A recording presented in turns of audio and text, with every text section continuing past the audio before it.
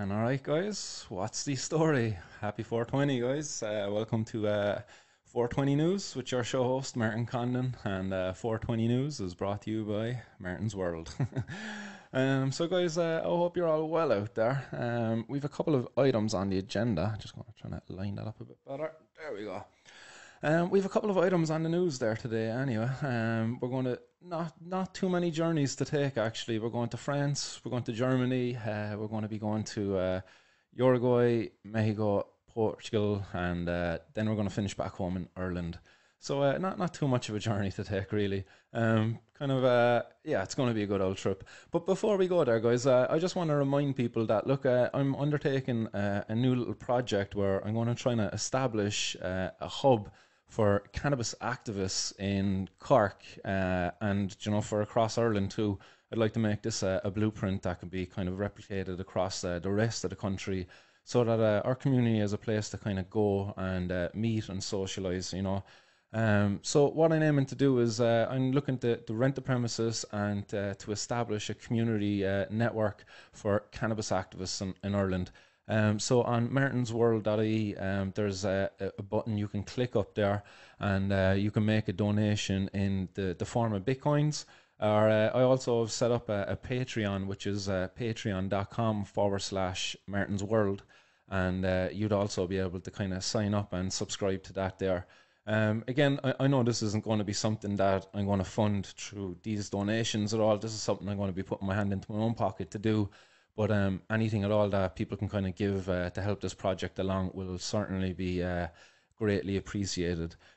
Certainly aware too of the current coronavirus thing, and I hate talking about this because I like to keep 420 news about cannabis and stuff, but and free of coronavirus. But look, because of the whole lockdowns and everything, this might be a project that mightn't take off for until January, February, hopefully, as we come out of this virus. But it's certainly something that I'm looking into myself. I want to establish a network where we can come and meet, where other people can kind of come and create their own content too. I've all this gear that I'm only using for a very short period of time, and I'm happy for other people to kind of come and use the stuff and to create their own content too, because I know there's a lot of people out there who are definitely creating content and working towards legalization of cannabis in Ireland. And guys, like they say, in this together, and together we're stronger. So anybody at all, if you want to help out there, check those things out anyway, up at martinsworld.ie. For the people who want to donate with cryptocurrencies, and patreon.com/martinsworld for anybody who wants to partake in that there as well. Onwards we go, guys. As I said, first part of our journey today is going to be taking us to France. So bonjour to my followers and watchers in France. J'espère vous allez bien. Hope you're all doing well, guys. Just brushing up on a little bit of my French there. It is quite rusty. Probably butchered that, but I was trying to say I hope you're all doing well in French. So I talked recently about France, actually, going back a bit in the 420 news about they've announced that they will be going ahead with a study for medicinal cannabis patients from January 21st. That was supposed to start last month in September, but because of this whole virus that shouldn't be named, I know I want to keep it away from there, but look, it put this thing back a bit, and it's not going ahead until January 21st. But in that kind of in the spirit of things around medical cannabis, look, recreational cannabis kind of came about as part of the conversation. And there was a couple of doctors there and people coming out speaking in favor of it, saying that, that legalizing cannabis is probably one of the best ways that we can tackle the street dealing of cannabis. And, they're very right on that, actually. That probably is one of the best ways of dealing with the street dealing, in response to this, then there's been 80 MPs in France who've penned to paper, and signed a letter speaking out against the legalization of cannabis, And again, let's try to brush up in this French here. And in the letter, they say, il n'est pas de drogue douche. douche. La drogue est un poison, un flux que nous devons combattre. Again, guys, sorry about that now that my French is terrible. But what that was supposed to say, and I probably didn't do it right at all, it was there is no such thing as a soft drug. Drugs are poison, a scourge we must fight. So that's what these guys had to say. It's quite disingenuous of them, really, because when you get a little bit down into the letter that they respond with, they say that legalizing the sale of cannabis will make current dealers turn towards other drugs, even more dangerous drugs. Um, so just because law enforcement struggle to keep up with dealers doesn't mean that we should legalize the practice.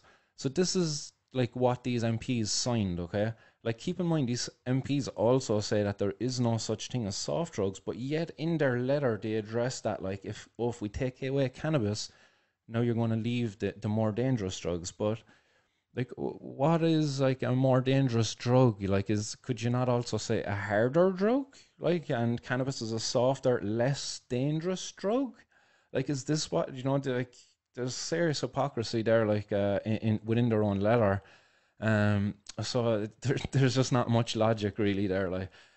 So they go on then in their own letter then to say that if we were to use the same logic for that the people arguing for legalizing cannabis are using, that we should also legalize the illegal selling of arms, arms dealing, fiscal fraud, and speeding on roads.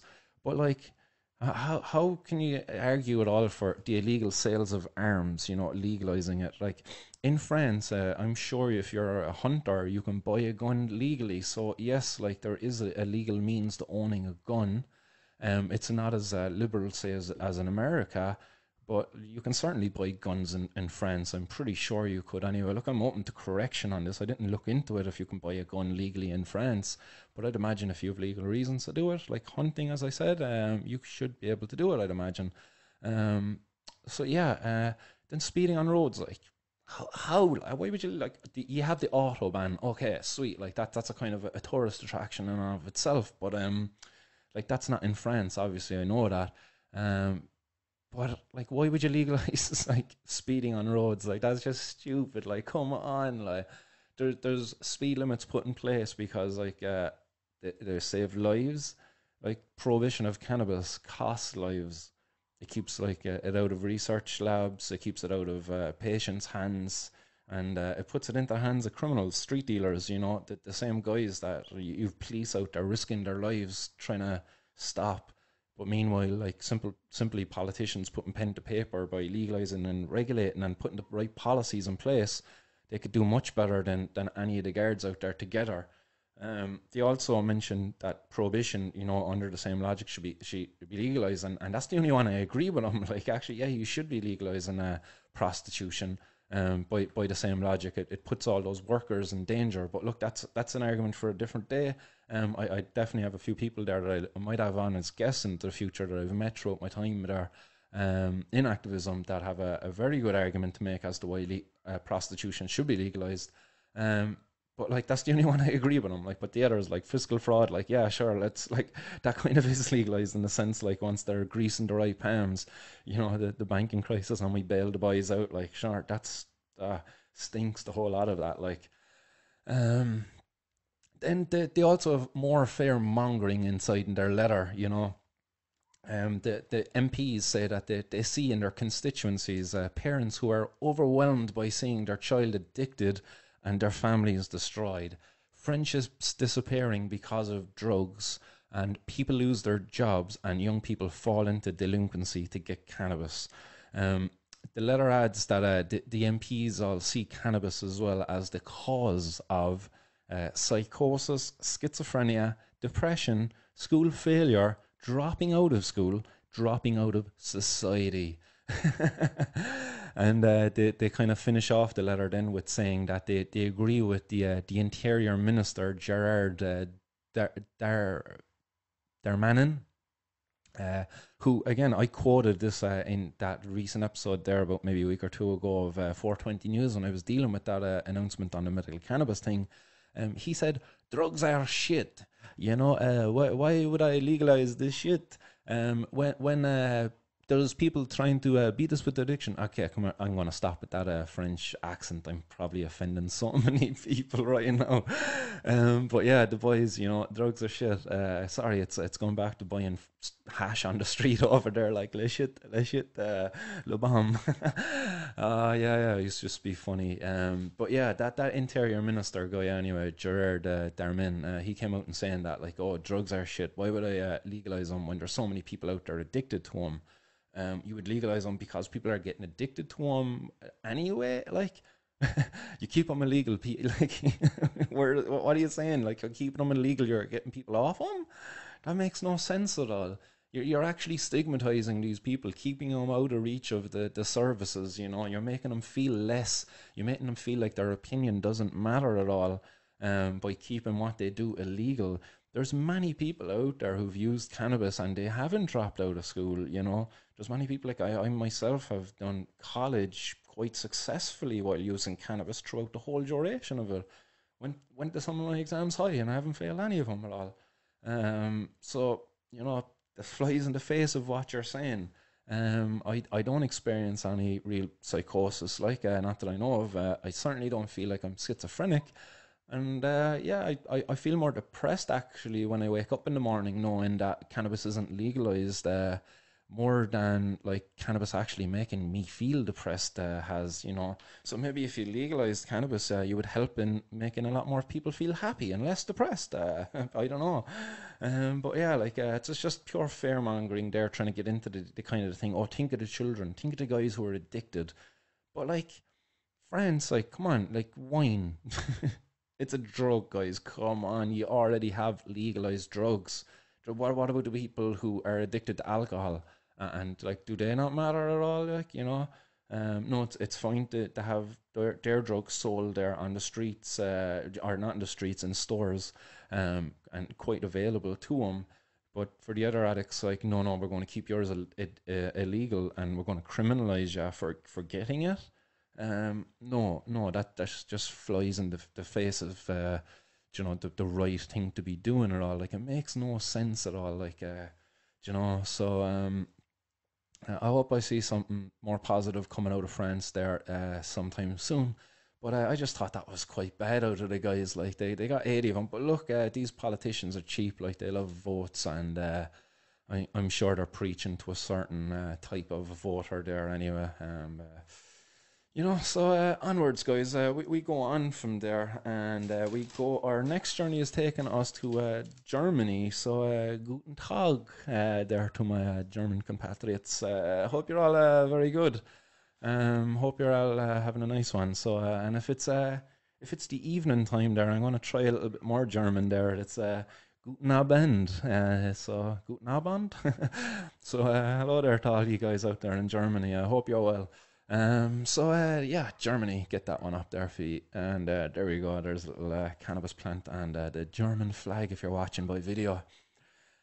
So why I'm talking about Germany today, guys? I was reading an article about Germany, and the article talked about the medical cannabis there. And it's kind of, I'd like to tie this back to Ireland in certain regards, like, because Germany, like Ireland, legalized medicinal cannabis access. They done it in 2017. If memory serves correct, I think we done it around the same time. Maybe a little bit later. The medicinal cannabis access program's around since last year, but like Vera Toomey had her license there. Actually, Yvonne Callan and Tristan Ford were the first ones going back a much longer time ago. But that was only through the ministerial license. There wasn't anything set up, I suppose, like the medicinal cannabis access program, which nobody has gotten access through here since. So, there is much a slower thing. But anyhow, look, I digress there. Germany legalized medicinal cannabis in 2017, okay? So in 2017, patients were able to go down, meet their physician, and, once they meet the certain requirements kind of stipulated down there, they would be able to get access to medicinal cannabis. In 2015, okay, they imported 1.5 tons of cannabis for research purposes and medicinal purposes. You know, that was the reason why they imported it. That was in 2015, okay? That was just a number that was available there for their imports. But in 2017, after the approval of the prescribing of medicinal cannabis in Germany, that quickly bumped up to 10.38 tons. So quite a substantial bump up there from that 2 year previous, where there was only 1.5 tons, almost a tenfold increase there within that. Then in 2018, that was a similar number. It was 10.69, quite a small increase there in that. And there's a lot of reasons to that, in Germany, despite it being legalized and people being able to be prescribed it by the doctors, there was still a bit of pushback there from the doctors.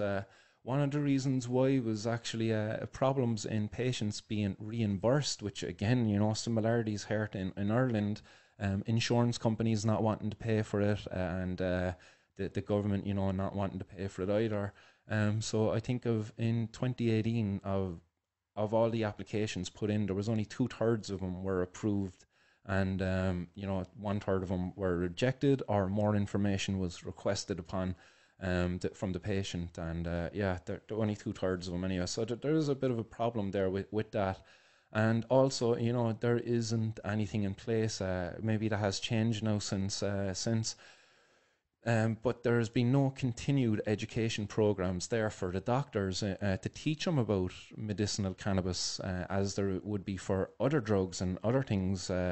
So in Ireland, and I'd imagine in Germany, the doctors there have to go through what's called continued education programs, and they get credits for it.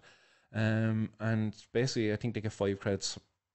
Or look, it's complicated process. They have to get up to 60 credits a year, I think, so that they continuously are learning throughout their entire career. It's a great thing to be doing, actually, for professionals, especially health professionals. But there's nothing being put into that program for cannabis, where they can go and learn about prescribing and working with cannabis in patients, where they earn credits. So there's no incentive there for doctors to do it. And also, if one doctor is the doctor to prescribe cannabis, he quickly kind of becomes known, he or she quickly becomes known, and they could be targeted then by patients, and they could be inundated with requests and all of this. And there's still a lot of taboo out there within the medical professional field.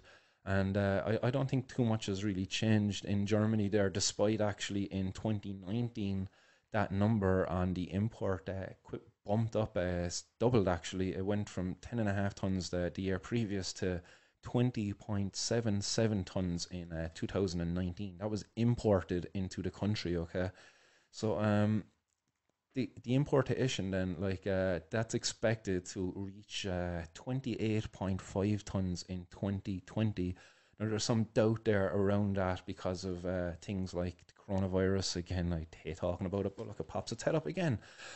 Infectious little bastard. But yeah, that's put a slowdown on things there because of, people being able to work, offices restricted, and all of this kind of stuff there. So there is a bit of a slowdown there.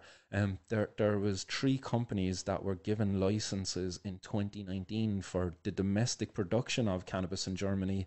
But it's unlikely that they're going to have any harvest coming from those companies by the end of 2020, so they won't see a domestic harvest of cannabis in Germany until 2021 from any of those companies given licenses too. Now, when I say cannabis, I'm talking about the medicinal variety and not the hemp variety that possibly is grown around Germany and other places. These companies are the first to be given licenses to be growing medicinal quality cannabis, high spec and all of that stuff.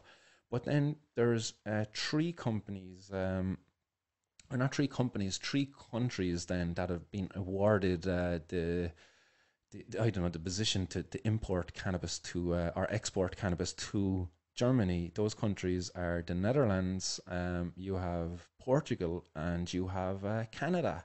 Canada I've talked quite a bit, and Portugal, I kind of touched a little bit off of there, but it brings us, pushes us along there.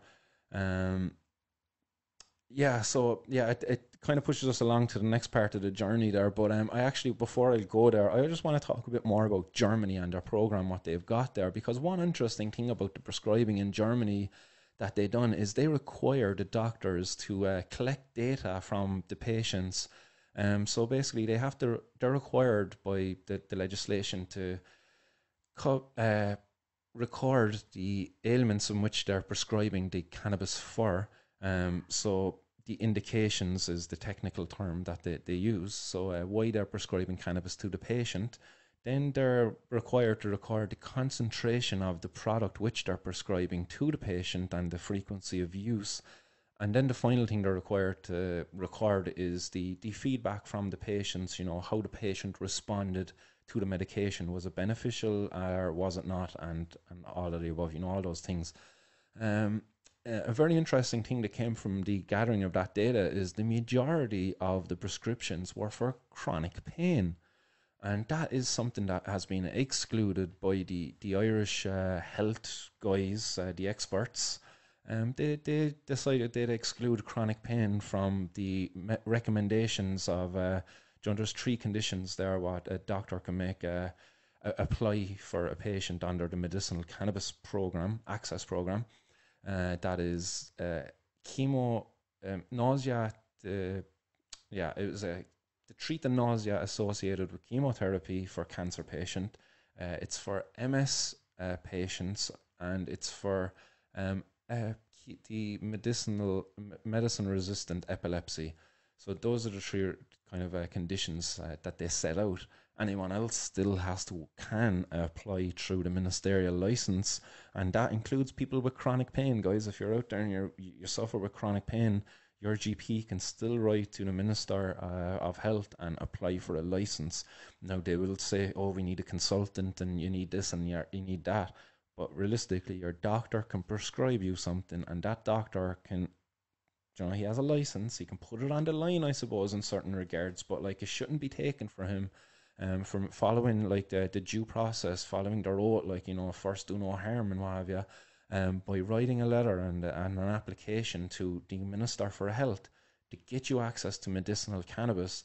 And it should be done before you're put onto some of these other more harmful opiates and stuff, that are damaging your liver. A simple tincture there of a well balanced THC, CBD, and other cannabinoids and terpenes there could do a lot of benefit as opposed to an opiate based Oxycontin or something like that that's going to do incredible damage to you, and it's incredibly addictive too.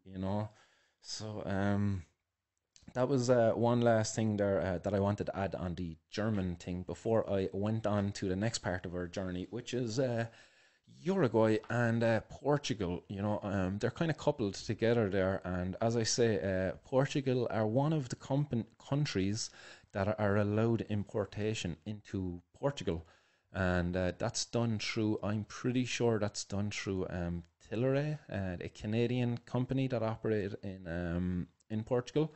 So again, I stand to be corrected on that. There could be one of the other companies that operate in Portugal that are allowed export out of there to Germany as well. But yeah, the next company is based in Uruguay. It's called Fatmer. Okay, these guys, Fatmer Life Sciences, are a medicinal cannabis specializing company that are based in Uruguay.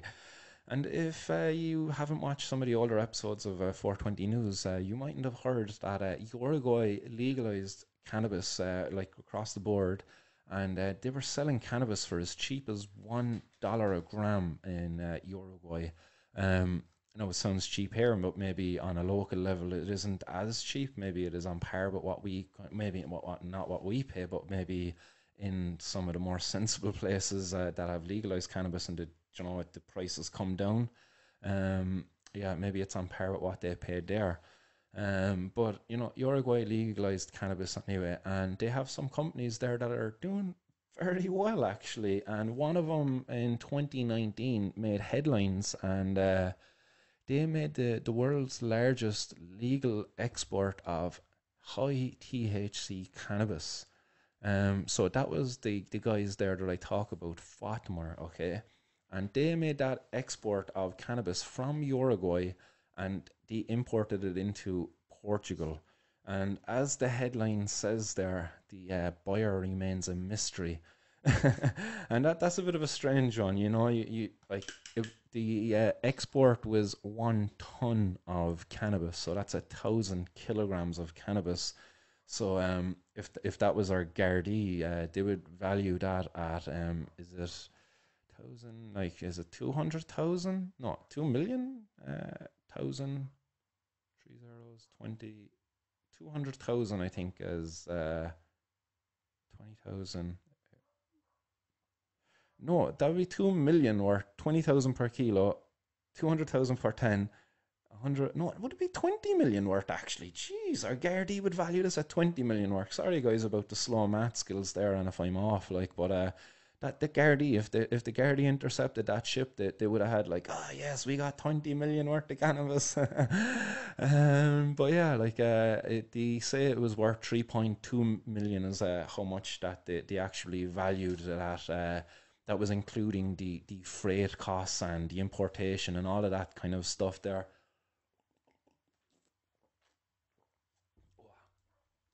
Sorry, bit of hydration there. But yeah, like that's what it was actually worth. Our Gardaí would have said it was, worth an arm and a leg, and they would have had a whole hullabaloo about it. But the guys anyway who imported it, they haven't ever stuck their head up and said who it was, and that's a lot of cannabis. Okay, so in Portugal there are only 4 companies that have a license to import cannabis. Okay, only 4 companies. So only four can import them. Like, a researcher, a journalist, not myself. Like, I'm not going to take credit for this at all. They done the work, and they asked the 4 companies if it was them.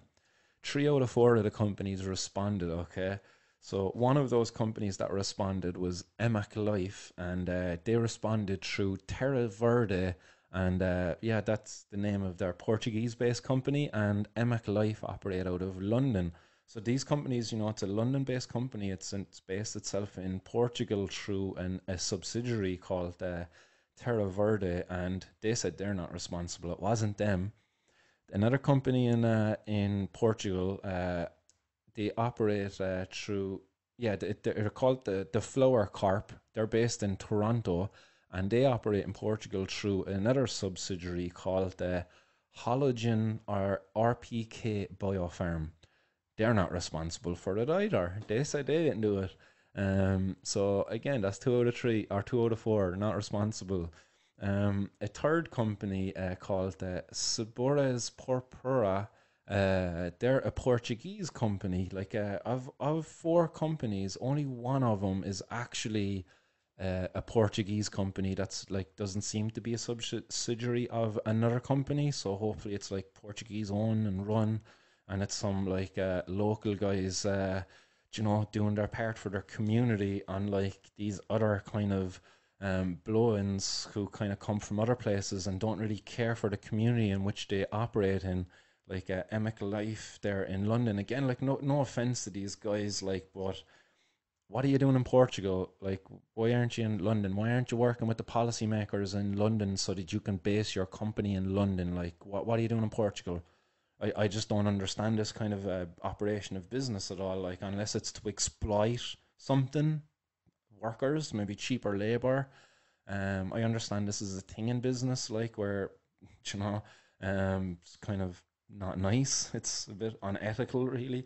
But it's the thing in business, I suppose. But yeah, I don't really like this stuff, and it's like, again, why I partake in this conversation. I want to see indigenous businesses, like Irish businesses set up in Ireland, supplying Irish patients, and, ones who can be kind of held responsible by the community, because look, they eat, sleep, and walk in the community themselves too. So they wouldn't want to do anything bad because they'll be called out upon on it. So this is kind of why I support the business models like that, rather than these guys who'll come in and just buy off massive swaths of things, hire people, like pay them maybe half decent wages, but I don't know. I just, I'm a small business guy. Like, I like that kind of a thing. I don't really like things getting too big and what have you. But anyhow, the final company, guys, the Tilleray, Canadian company, they operate in Portugal, and they wouldn't respond. They wouldn't confirm nor deny that they were the importers of this stuff. So you'd kind of scratch your head there, like, well, if three of the four said that they didn't, and these guys are saying like that, look, we're not going to say that we did, and we're not going to say that we didn't. So yeah, like it's most likely these guys who imported it into Portugal. But you'd wonder then, like, why did they import all of that cannabis? Like, what's the dealio there? Tilray export the cannabis from Portugal to other countries such as Israel. One export that they did under to a company based in Israel, it was for 400 kilos of cannabis that they signed off and said it was grown in Portugal. And I'm not going to question that. I'm not going to question that they grew that 400 kilos in Portugal at all. Like, they have some serious facilities down there. I'm just questioning as to why someone imported 1,000 kilos of cannabis and hasn't owned up to it. Is there another person out there with a license to import that the government are keeping off the books? Like, I don't know, but yeah, it's a strange one, really.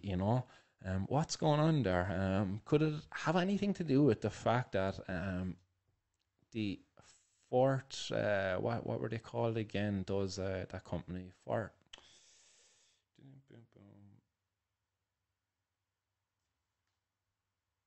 What was the name of him? Fatmar. Jeez, that slipped my mind. Fatmar.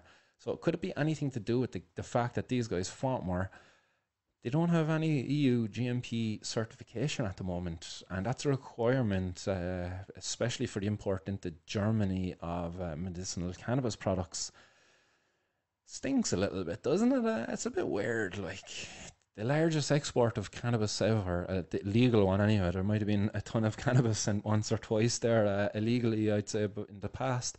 But the largest ever export of it legally from Uruguay to Portugal from these guys fought more, and nobody is owning up to it. Where did it go? What happened to it? What what was the end use of it? That's a lot of cannabis, like almost 3.5 million, let's say, of cannabis. Like, what did it do with it? Like, that's a lot. Like, that's a whole lot of cannabis, and yeah, it's I just wonder what's the story there. I done a little bit of investigating myself. I couldn't find anything to say that these guys Fatmar have GMP certification. It says here, what I have up on the screen is a little snippet from their website, and it says our entire production process is built to meet the EU GMP standards. That to me says they do not have certification that they meet GMP standards. They're built to meet the standard, but they haven't had it signed off on yet, and it's not approved. So despite having it built to meet it, until it's actually certified that it has met it and it continues to meet it, which is a requirement of GMP, it's not just GMP, it is a small c current GMP, because it is a continuously improved process. Until they have it, their products can't really be distributed in the EU, as far as I'm concerned. And again, as far as I'm concerned, if these guys had certification, that would be worded quite clearly on their website. It would say our entire production process meets and is certified by, whatever the certification board is within the EU GMP. They have logos here for European Medicine Agency, World Health Organization, but honestly, what that stuff means really nothing in my eyes. You need to see that certification, guys, and yeah, something stinks there. Like, that is a bit stinky, and I'll keep an eye out there. I'll see if there is anything else come out in that for the future, and if it is, I'll update you on that, guys. But that's just a little bit there for the world's largest legal export of medicinal cannabis, and nobody owns it. It's a bit weird. Yeah, it's a bit weird, like all of the bloody everything to do with cannabis legalization and our drug laws. Mexico is the next part there, guys. So, hola, amigos in Mexico. So, this is Yeah, this is a nice positive piece of news here. The guys in Mexico, they took it upon themselves there back in February. They planted a cannabis garden. They didn't just plant it anywhere, they planted it right next to the Senate. So, their Senate buildings. So, they planted them there in February, and some of the plants at the moment they say are reaching almost 3 meters tall. Um, it's after turning into a cannabis activist hangout spot. Something I just plugged there at the start of the show. Something we really need, and it's a place where people can kind of come hang out. They've forbidden the sale and supply of cannabis there, and they encourage people to bring their own cannabis if they like the smoke cannabis.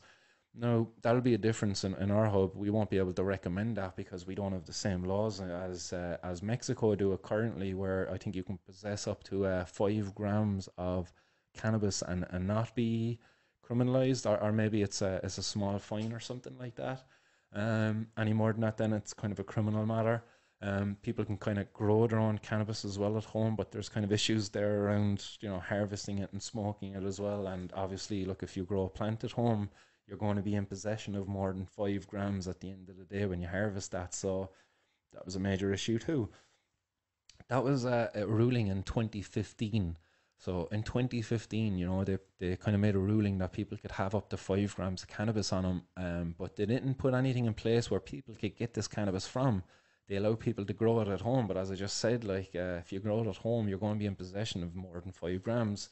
And activists there got sick of the fact that they were being extorted effectively by the local police, yeah, there, because they would just get on the spot fines and things, and it's just a bit of a nuisance, basically for these people who. But for the best part of the time, they're law-abiding citizens, peaceful people, who just go about their daily business and don't interfere with people at all.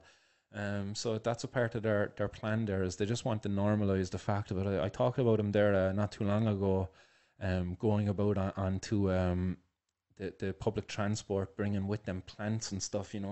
These guys are making plants and they're planting them in things like tennis shoes and stuff like, and putting them in pure obscure places around the city with little signs saying legalized cannabis, and maybe a little fact or piece there of information on cannabis and why it should be legalized. Very cool way to. It's kind of like a non-aggressive way of just getting cannabis out there. Hint, hint, nudge, nudge the activists out there who might have access to some cannabis cuttings. Just a little thought for you. Maybe place them outside of your local TD's office, get a little photo with a little thing there, a little banner, legalize me, a little plant calling for help or something. It could be good. Like it makes for a nice thing, a little piece in the media. It gives the media a break from having to report on the bloody coronavirus on you. So it's just a little food for thought there, and maybe take some inspiration from our Mexican brothers there and what they're doing for cannabis legalization. They just started planting some seeds in this place, and now they have their own little cannabis garden there where the cannabis activists they camp out, they cook there, they eat, and they garden together. They hold workshops on germination, growing techniques, and they also kind of show people the different products that they can make from cannabis, including edibles and sexual lubricants. They also host lectures to raise awareness of the medicinal use of the plant and its derivatives. Again, something that we could do within our own cannabis community activist hub. There's nothing illegal about getting this information out there to people. We could maybe work with some of the CBD flowers that are easily accessible around the place, but we could be holding workshops like these. Again, obviously working within the confines of the coronavirus restrictions and all of that crack. Like even these guys are doing it over there. When you come into this little garden now at the moment, so to deal with the virus, what have you, you get a little tag, and you got 30 minutes in there where you can go in, hang out, to have a chat, maybe have a smoke, and at the end, after 30 minutes, your little beeper thing goes off, and it kind of indicates like your time is up, and start making your way out. And that's kind of good, and they encourage people to socially distance, and they've forbidden people from passing joints and sharing pipes too. Like, well done, guys. Like, very good. Like, this is positive stuff, like, as opposed to if this was in a back alley somewhere, passing a joint, it, like, again, it sends, like, how can our government tell cannabis users, like, not to pass joints when, look, they're telling them not to smoke them anyway? That's where their message stops. Look, they don't give a crap what happens to you. If you smoke your joint, they don't really care if you're sharing the joint, I'd imagine, because they're not getting this harm reduction information. They're out there to people, much like they weren't getting information out there to people about sticking the dirty notes up your nose. Like, probably one of the more harmful things you could do as a cocaine user is stick a dirty note up your nose, because, like, surely we're all aware now of how dirty things could be and stuff. Like, you shouldn't really be sticking a dirty banknote up your nose. God knows how many hands had touched it, how many floors it might have fallen on, and what could be lingering there. And you stick it up your nose, you have a snort off it, and no, we just tell people not to do drugs, and we don't tell them, like, sensible things, like maybe get a paper straw and cut it up, and there you go, you have a couple of single-use disposable cocaine snorters that you don't share and don't spread the virus on. Do you know, this is harm reduction information that we could be giving you if we have sensible drug policies, but no, we've got prohibition and all of the nonsense and the craziness that goes with that, um, so the cannabis activist garden is open to the public, where people can come, and it's actually after getting so popular now that the garden can be found on Google Maps there in Mexico. So for some of the activists, it can be a social spot for them to hang out, but as I say, it can be a teaching tool for them too. One of the activists there, Jose Rivera, says that we want Mexican lawmakers to understand we are smoking quietly and that we are not a risk to anyone. Yeah, he says that he has had enough of the mistreatment. And I echo that with Jose Rivera there, like, and that is why I organised that little smoke up we had there. The two smoke ups we had in Cork City back in August and July, and that exactly is why I was organising it. I wanted lawmakers to see that, like, we're not a threat to you at all. Like, we're nice, peaceful people. Like, we're friendly, and look, you shouldn't be criminalizing us. Like, there's a good few of us out there that you're mistreating. When you're criminalizing us, it's discrimination. And like Jose Rivera here, like, I've had enough. I'm sick of it. This is why Martin's World is created. Like, I don't want to be doing this. Like, I'd much rather be at home with my kids, enjoying life, maybe out there doing more positive things for the world, as opposed to trying to undo these harmful things that were done by some people who didn't know better maybe in the past. These same guys who would have agreed with banning condoms and keeping being gay illegal. These same guys would have supported prohibition. The same guys who put prohibition in place, let's not forget, they were massive racists, and that was part of the motivating reason for them making cannabis illegal and all this. Like, and we see the knock-on consequences of it, where people like myself doing shows like this. You have people like Vera Toomey who has the fights that, like, for access to it, who still fights to this day for access to it. Like, she walked from Cork to Dublin for access to it, all because of this prohibition. You've activists out there planting plants, like, in next to their senates, like, making these little community hubs where, like, it's the community crying out for help. Like, it's a community that wants to be, like, taken from the shadows and like, recognized. We don't want to be discriminated against anymore. And well done to the guys in Mexico there. They're making a lot of headway. They really are down there.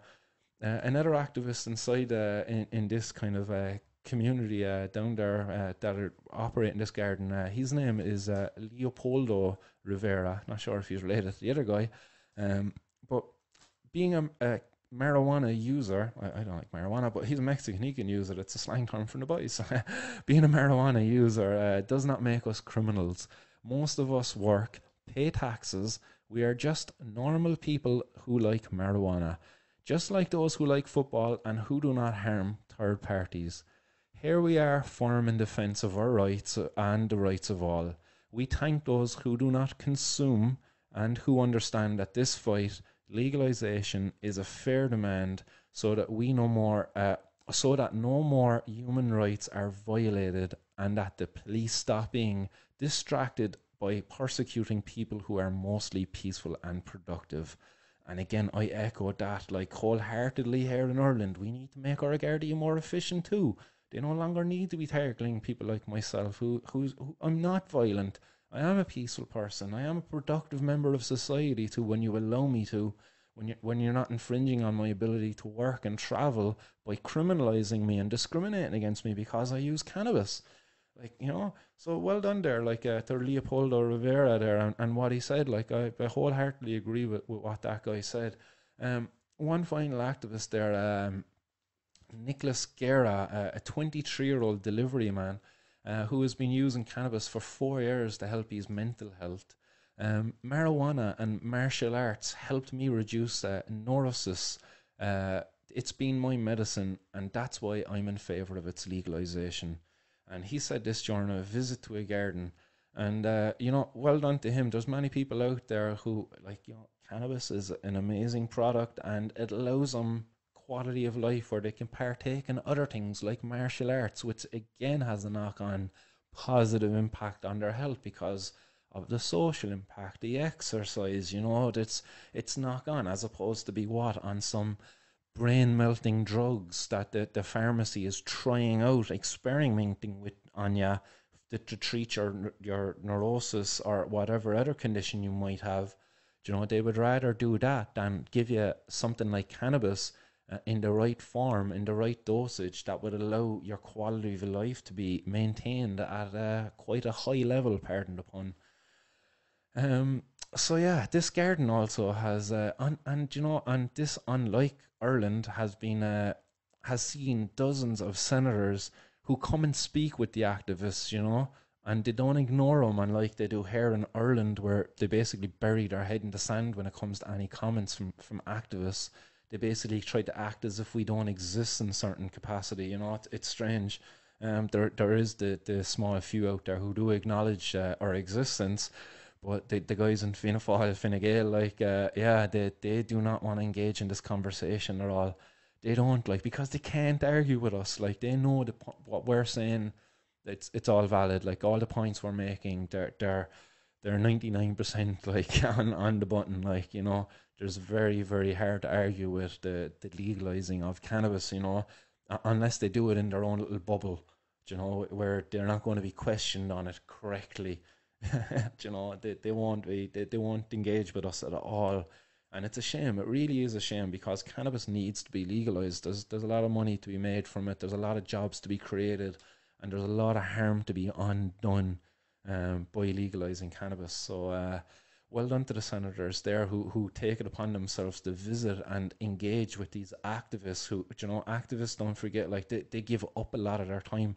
I know some people say, like, oh, protesters, activists, they have no job and they're just dole bums and all of this crack. Like, but here you have a delivery man who works and who also gives up what little spare time he has to activism to undo these harmful laws that were put in place, as I say, by racists and bigots in the first place. So, excuse me. So, and in other news in Mexico, guys, geez, I'm ranting on hard there today on that one. And other news on Mexico, we have a senator here, Senator Rodriguez, and this lady here took it upon herself. Actually, she's by and large a supporter of cannabis legalization in Mexico, and she makes no secret of that either. She went and she actually brought a cannabis plant with her into the Senate. And the lovely lady took a photo and posted it up on her Twitter. So well done to her on doing that. She didn't break any laws in doing this because in Mexico, as I said, since 2015, you can kind of have cannabis plants and not be breaking laws. I think the number is 4 or something like that they might be able to have there.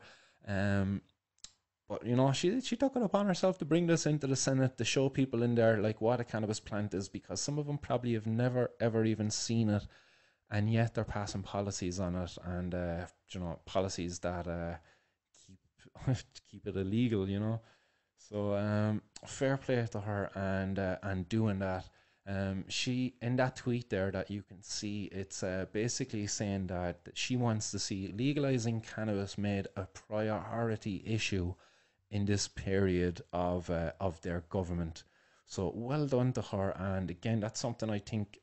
I heard people say it like that. Oh, there's more important things to deal with in Ireland at the moment than legalizing cannabis. No, no, no, no. The cannabis legalizing should be up there. Like it's a priority. It should be done because, like, and I'll get on to reasons why it should be done in a while. Like, but it needs to be a priority. It really does. There's a lot of people out there suffering, patients without access to it, people being discriminated against, people losing their jobs, families being broken apart, all because of the criminal nature of it, and not because of cannabis at all. You know. So, and another interior minister there in Mexico, and also an ex-judge there too, a Supreme Court judge in Mexico. Her name is Olga Sanchez, and Olga has come out also in support of legalizing cannabis in Mexico. And she even went as far as saying that she's going to plant a cannabis plant in her garden because she thinks it's a lovely looking plant and it will look lovely in her garden. So well done to her. And it's great, you know, that there's people like that coming out in support of legalizing cannabis there in Mexico, because Mexico, like, geez, guys, they had like serious problems because of the whole war on drugs and the cartels and all of that stuff down there. So, like, they really need to see cannabis legalized and obviously something done with other drugs, because yes, as the French guy said earlier, the dealers will go on to other things, like criminals will. When you legalize and regulate one thing, like, yeah, they'll seek out other illegal activities, but that's not an argument to keep this one illegal, you know. Why would you do that? Oh yeah, let's keep them selling the soft drugs so that they don't sell the hard drugs. Why? Why would you do that? So like, well done there, the all the activists there in Mexico anyway, and yeah, credit to the cannabis community out there in the world, because they're really making waves down there at the moment, and hopefully in December, as I said, they will see a bill before their Senate, their government, that will look to legalize the recreational use of cannabis across Mexico. So stay tuned on that one, guys. More to come. And then, guys, to bring it home, we come home from there. We're going back to Ireland. Here we have it, boys. Back to the Gardai. The Gardai have made the 420 news today because have you see as you see here on the table, a little picture of €4 million worth of just €4 million in cash euros that they recently seized. They made a seizure there. Excuse me. They made a seizure there after kind of an operation following a gang that they call the Family. The Family, yeah. Because basically it's two brothers. Two brothers. One of them here, pictured, is called Brian Grendon, and he basically apparently runs this mob alongside his brother, James Grendon, I think was his name. Is it? Did it? I'll get their names up there now. I just want to keep factually correct and all that stuff, like, you know. Um, Brian and Philip, actually, yeah, it's not James. Sorry to James Grendon out there, jeez. Brian Grendon and Philip Grendon are the leaders of the gang that's known as the Family, okay? And these guys operate in Dublin, and they have been said to keep a safe house in Kerry where they stash their cash. And yeah, the cops carried out a raid on that house in Kerry, down in Ballybunion, and they also carried out a raid in a house in County Laois. And there they found what was in vacuum sealed packs over €4 million. Majority of that was found in the house in Kerry, and there was a guy arrested then in the house in County Laois, and yeah, he was said to be the registered owner of the house in County Kerry in Ballybunion there in Kerry. So this guy then that they arrested, he wasn't one of the leaders of the gang at all. Um, they say that he was a high up, like he was a cog within the business, an important one. He was a lieutenant, they say, and that the Gardaí are really patting themselves on the back here now because of this. Like, they like to make out that what they do is like, oh, it's really great. Like, look what we're doing. Like, we took out a lieutenant. But like literally, like the two brothers there, like while they might miss their buddy, like there's plenty of other fellas there, like that probably worked very close with this dude that they're after catching now, whoever he might be, this lieutenant. He's easily replaced. Like seriously, like the brains of the operations are the brothers. And the brothers are interesting characters, actually. Like the first brother, Brian, was only ever locked up once. He was jailed back in 2001 for when he was caught with 2 million worth of heroin in a pub. A lot of heroin.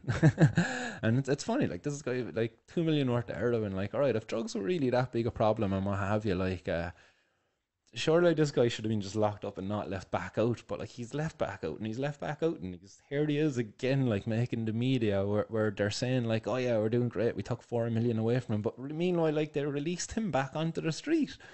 Like there was the Gardaí caught him before, like they caught him with 2 million worth of heroin and they can't even keep him off our street.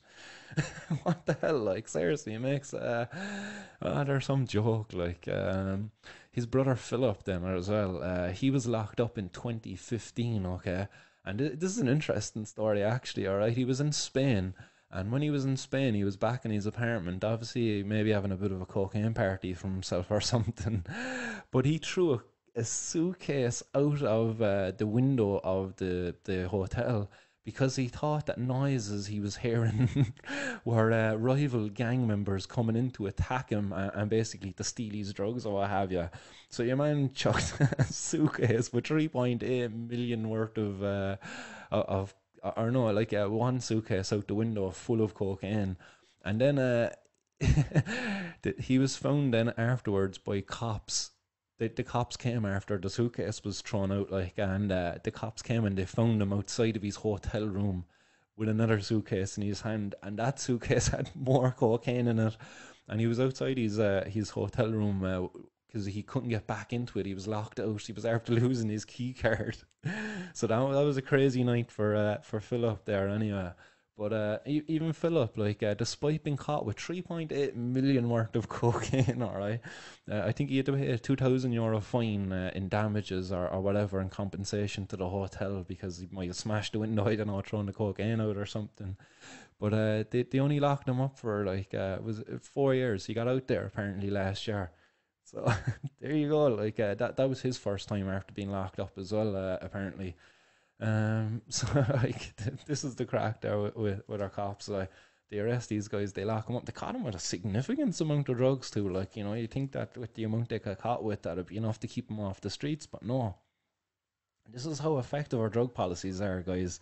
Is this what you want with like prohibition in place? These guys getting caught with all these drugs only to do a short period of time, going in, meeting new people inside into the prison, recruiting probably into their crime gang, growing their ranks.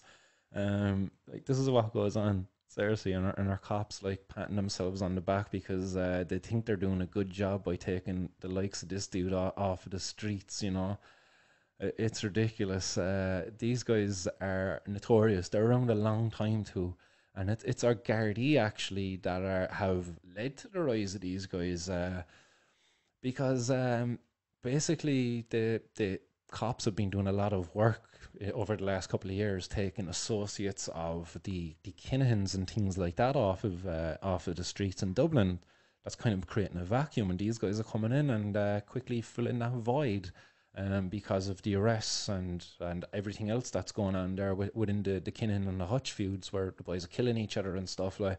And meanwhile, you just have other crime gangs on the sidelines just watching and coming in and taking over turfs. Like, it's that's kind of what's going on there. These guys are filling the void that's been left behind because of our Gardaí.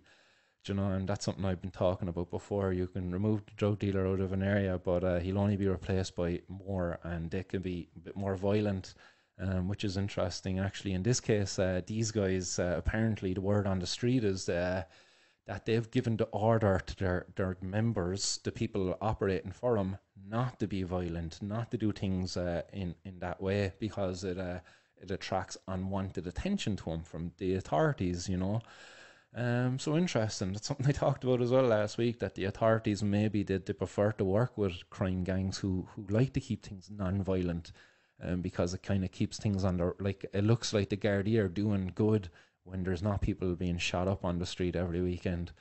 So maybe the Gardaí are, you know, again, they're open to corruption here within this. And that's something I'll touch off of in a few secs actually as well. But like this recent raid of €4 million has brought this year's taking by our Gardaí and this Criminal Assets Bureau to €8 million. So over since January of this year, our authorities have seized over €8 million in from the proceeds of drug crimes or organised crimes or whatever the term is there that they use for it. That goes straight into to the exchequer, right into the revenue funds, and is used then for various means, waters, roads, all of that kind of stuff. Like, so 8 million there, and some of it goes back to the Gardaí, obviously. And they also, so far this year, then they say that they seized up to €20 million or €23 million worth of drugs so far in 2020. That's the Irish Gardaí there. So the investigators then here, following these mobs and gangs, what have you, they believe that these guys are earning millions a week through their activities here in Ireland, as the Kinehans and organised crime gang, now headed by Daniel Kinahan, has been severely damaged. So they're saying here that they believed like that the Gardaí have severely damaged these crime gangs by taking away all this money. They're saying that over 30 Kinahan associates have been put behind bars since the Kinahan-Cutch feud erupted in 2016, and it also claimed the lives of 18 people so far. And yet, despite this, despite all of the man hours put into operating by the Gardaí on various operations such as Operation Shovel, Christy Kinahan and his sons Daniel and Christopher Jr., you know, they're still at large. They're still on the run, you know. Daniel Kinahan, they're making the media around his activities in the boxing world. You know, he's a promoter now out there in the boxing community. So yeah, that's, you know, it's just an interesting one there that you know, these guys are filling the void created by our Gardaí, and they're becoming large now.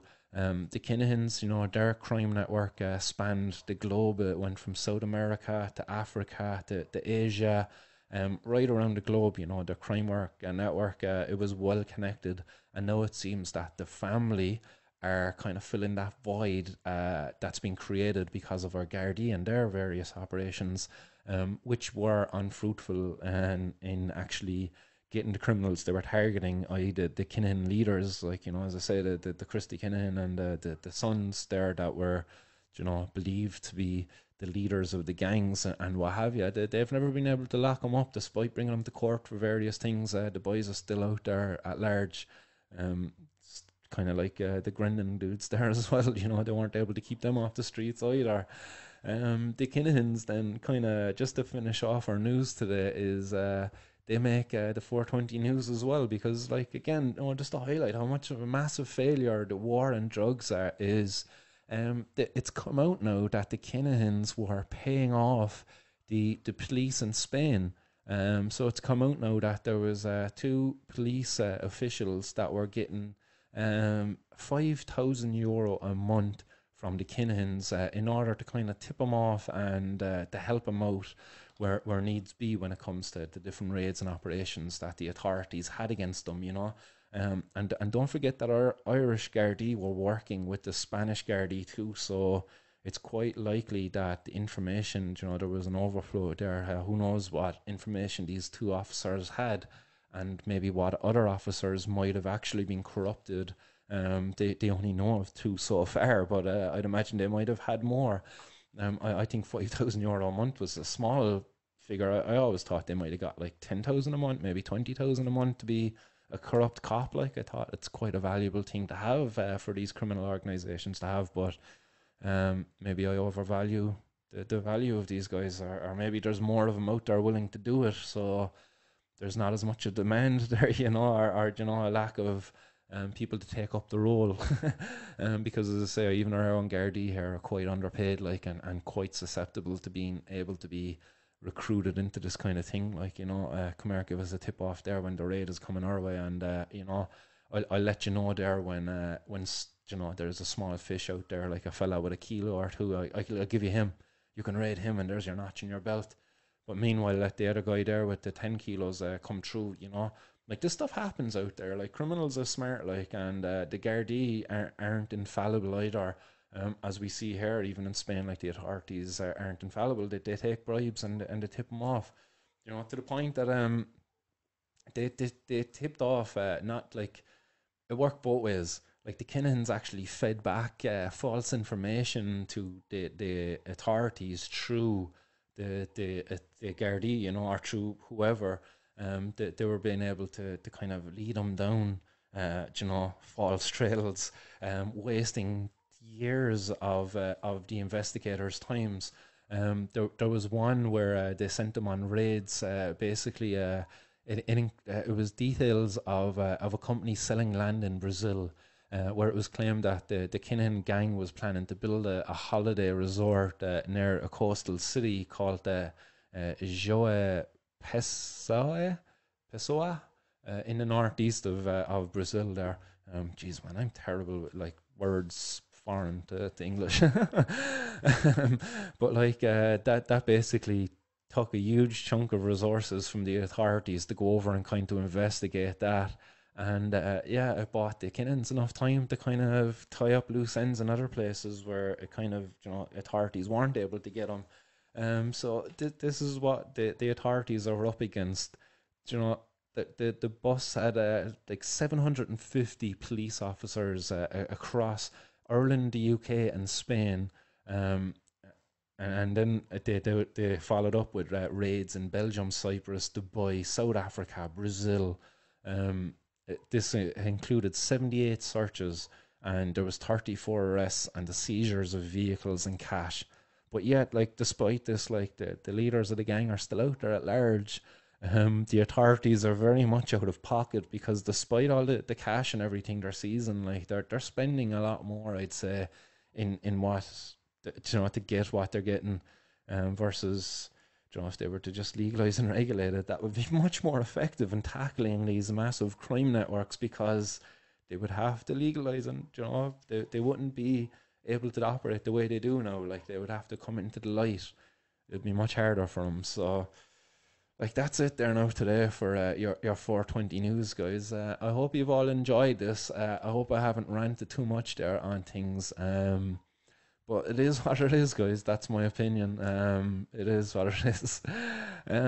Let's get it out there to people. Let's go over to our comments on the Facebook Live. So, guys, if you want to be a part of the Facebook Live comments, you have to tune into the show over on Facebook Live, over on Facebook at Martin's World. I go live Mondays at 4:20, Wednesdays 4:20, Fridays 4:20. So check that out if you can. Again, Dave, first one at the top, man. It's a pleasure to have you here again, as always. But in Berlin, it's extremely easy to purchase cannabis. Just go to the local park train station. But again, where does the money end up? Spot on, man. Yeah, very much like in France when I was there. That's where you went. You went down to the local metro station or bus station, and you'd find the Arab dudes down there, and you'd ask them, "Hey, you got some le shit? Le cherche, le shit?" And yeah, man, you'd score a hash easy. But getting a good deal was hard, man. They'd rip you off, like, honest to God. Like, while I was there, like, a number of the guys I was there with on Erasmus actually got robbed. Shout out to my Erasmus buddies. There was 18 of us there, so it's kind of, there's enough of us there that, look, there's the guys who got robbed won't be known. The group certainly knows who was robbed, but And it was lousy too, man. The person got the hash, sat there, and the guys were like, "Oh, smoke one up with us, roll one up with us," and he sat there rolling one up with us. And while he was there, putting his skins together and putting his tobacco, and he was getting ready to burn in, the lads grabbed the hash and ran away and just left them there. So they took the hash and the money. Lousy, man. So yeah, and the deals were terrible. Like honestly, man, they were trying to charge you like a tenner there for a euro's worth of hash. Like, you know, Jesus, like you'd have to start with asking for 10 euros worth or something, or maybe you'd start with asking actually for 50 euros worth, and then you haggle down to them, because like if you went up and say, oh, it's 10 euros worth, they're going to pull out the smallest bit they can, like. But if you say 50 euros worth, they might pull out a half decent bit, and then you just haggle them down to what you actually think that piece is worth. But yeah. All right, Alan, man. Nice one for joining us along there. And what's Alan say? Hey, Marty, go on, you boy. Nice one, Alan, boy. Good to have you checking in, boy. I hope you're working hard, boy, or hardly working, maybe, as the case can be. Out with the calculator. Yeah, sorry, man. Was I right? Was it 20 million? 20 euro by 1,000? 20 million. Still open the correction. 10 to 20 is 200, 10 is 200. Yeah, I think it was 2 million actually. Yeah, now that I go back to it, it was 2 million. That's my final answer. 2 million. Cheaper to operate in Portugal than London. Yeah, of course, man. Of course, yeah, totally understand that, Dave. And it's a pity though that this is what the guys are doing. They're taking jobs that could be there within London and bringing it to other places. You know. And Teresa, sounds like a loophole for import export. Yeah, it definitely is, and that's kind of what I was thinking as well. They're bringing in from one place and saying it was grown there, and then exporting it, you know, as another thing. It's possibly not saying that that's what they're doing, but it is a possible. You know, it stinks anyway. That's for sure. Yeah, poor Philip was off his game, all right. Yeah, I thought that was a fairly entertaining one, all right. Like, you know, I think he qualifies for today's dumbest criminal, actually, on that one. Like, you know, it's probably best not to get off your face on coke when you've got almost 4 million of coke sitting in a suitcase with you. So there you go, guys. In fear of the show going on any longer than it needs to, that's all the comments that's there from everybody. And again, I had a great pleasure doing this today, and I'll be back with you on Wednesday, guys. So keep your comments coming in, guys. Subscribe, like, follow, do that thing. Share it around. Let people know all about Martin's World. And again, let people know about Martin's World's campaign to set up a cannabis activist hub in Cork. There might be people there who want to take part in that. If you want to be on the committee, get involved, step out, make yourself known, because this is long overdue and long needed.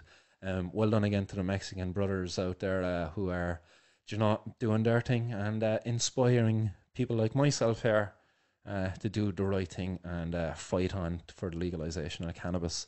So guys, this is Martin Connon from 420 News signing off, guys. Keep her lit, stay blazed.